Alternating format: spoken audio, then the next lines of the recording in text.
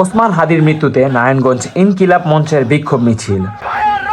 18 December বৃহস্পতিবার দিবাগত রাতে হাদির মৃত্যুর খবর পেয়ে শোকাহত পুরো বাংলাদেশ। এই শোকবহতা বুকে নিয়ে নারায়ণগঞ্জে ইনকিলাব মঞ্চের বিক্ষোভ মিছিল অনুষ্ঠিত হয়। এই সময় বিক্ষোভটি নারায়ণগঞ্জের মূল কেন্দ্র প্রদক্ষিণ করে নারায়ণগঞ্জ 2 নং রেলগেটে ইনকিলাব মঞ্চের নেতাকর্মীদের বক্তব্যের মাধ্যমে শেষ হয়। আমরা সকলকে নিয়ে কাজ করার উদ্যোগ নিয়ে এবং সকলকে নিয়ে আসলে যে স্বপ্ন দেখেছিলাম বাংলাদেশ বিনির্মাণে, সেই পথে হাঁটছিলাম। সেই যাত্রা পথে আমাদের যেই ভাই হাদি ভাই যে আহত হয়েছিল, সেই আজকে চলে গেলেন। এই যাওয়া শুধু এই ফ্যাসিস্টদের যে অপকর্ম, সেটা ধারাবাহিকতাই দেখা যায়। এবং এই ইন্টেরিয়র গভর্নমেন্ট, যে আইন শৃঙ্খলা বাহিনী যে পলায়ন করল, যে হাদি ভাইয়ের যেই লোক গুলি করলো, তাদেরকে পলায়ন করতে দিল এবং তাদেরকে ধরতে পারলো না। আজকে আমাদের হাদি ভাই আমাদের কাছ থেকে চলে গেছেন। তাই বলে বাংলাদেশে হাদির অভাব নাই, প্রত্যেকটা ঘরে হাদি আছে। কারণ এই ছাত্র জনতাই অভ্যুত্থান করেছিল এবং আগামী বাংলাদেশ বিনির্মাণ এই ছাত্র জনতাই করবে। এবং সুশীলতার রাজনীতি থেকে আমরা আজকে থেকে আগামী বাংলাদেশ বিনির্মাণের ক্ষেত্রে কোনো সুশীলতা দেখবো না, কোনো পারিপার্শ্বিকতা দেখবো না।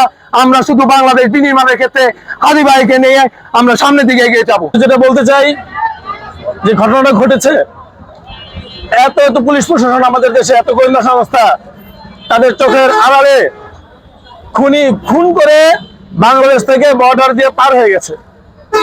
এইটা সরকারের ব্যর্থতা এবং এই নির্বাচন কমিশনের ব্যর্থতা। আমরা বলতে চাই, এই ব্যর্থতার দায় নিয়ে এই নির্বাচন কমিশনকে, এই স্বরাষ্ট্র উপদেষ্টাকে আগামী 24 ঘন্টার মধ্যে পদত্যাগ করতে হবে।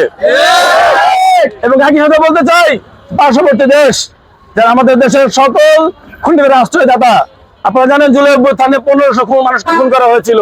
সেই খুনিরা এখন ভারতে বসে আরো নতুন মানুষ খুন করার তারা পায়তারা করছে। তারা নতুন পরিকল্পনা করছে কিভাবে আমাদেরকে খুন করবে, কিভাবে আমাদেরকে হত্যা করবে।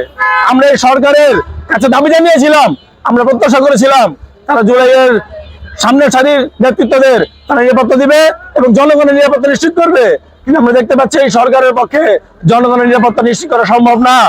এই সরকারের যে বর্তমান সিস্টেম, সেই সিস্টেমে একটা সুষ্ঠু নির্বাচন আয়োজন করার পরিবেশ তারা করতে পারে নাই। আপনারা জানেন ওসমান হাদি, তিনি ঢাকা 8 আসনের একজন প্রার্থী ছিলেন।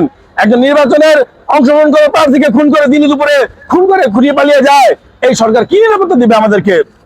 সুতরাং আমরা বলতে চাই, অবিলম্বে সরকারের কঠোর হতে এবং এই সরকারের যারা দায়ী আছেন তাদের সবাইকে পদত্যাগ করতে হবে, প্রয়োজনে গ্রেফতার করতে হবে এবং গ্রেফতার না করা পর্যন্ত আমাদের আন্দোলন চলবে। ইনকিলাব জিন্দাবাদ।